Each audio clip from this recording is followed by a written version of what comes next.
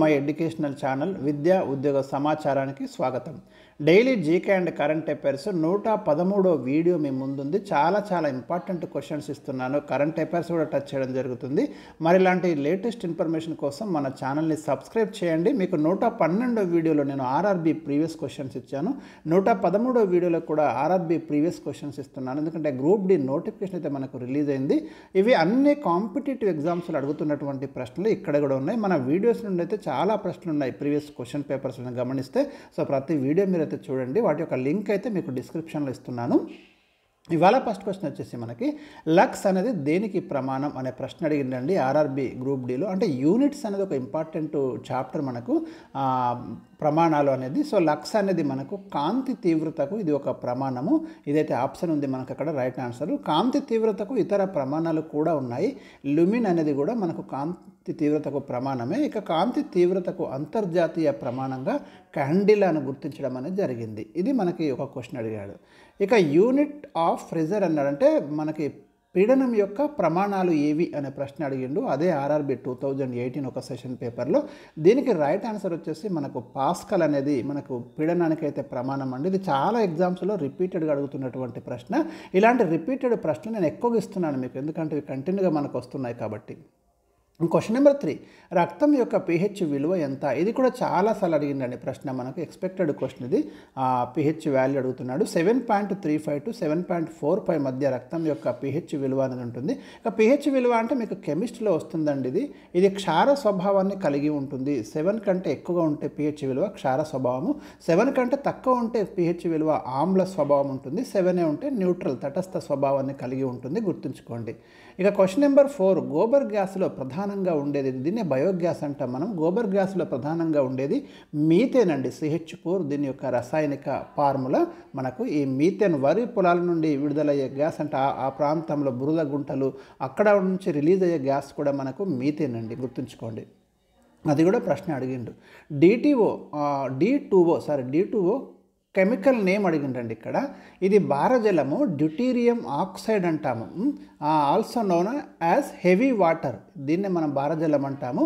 అణు రియాక్టర్లలో దీన్ని ఉపయోగిస్తారు ఈ భారజలాన్ని. మనకు తెలంగాణలో మణుగూరులో భారజల కేంద్రం ఉంది. తర్వాత హజీరా, ఈ ప్లేసులలో చాలా ఉన్నాయి మనకి ఈ హెవీ వాటర్ ప్లాంట్స్ అయితే. సో D2O యొక్క రసాయనిక నామం వచ్చేసి మనకు డ్యూటీరియం ఆక్సైడ్, గుర్తుంచుకోండి.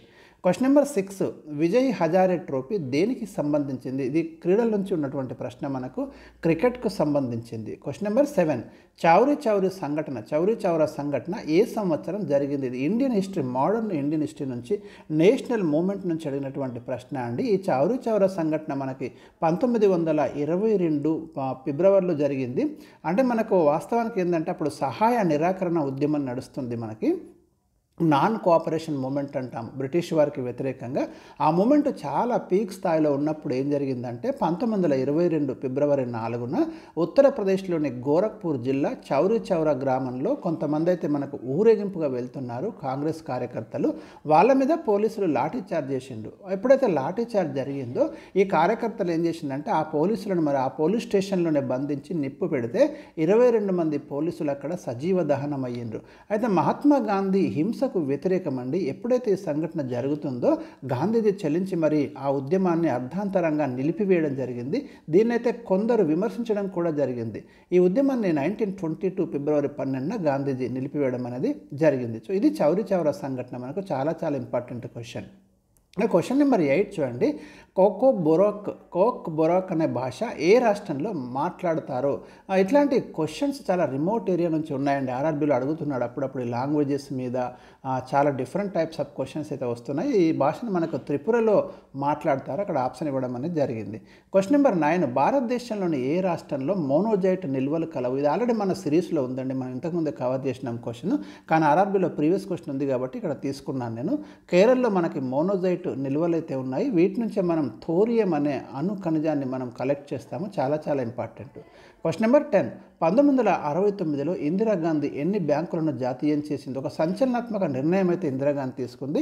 మొత్తం 14 బ్యాంకులను అయితే మరి ఇందిరాగాంధీ 1969లో జాతీయం చేయడం జరిగింది. నేషనలైజేషన్ అంటే ప్రభుత్వం ఆధీనంలోకి అయితే తీసుకుంది.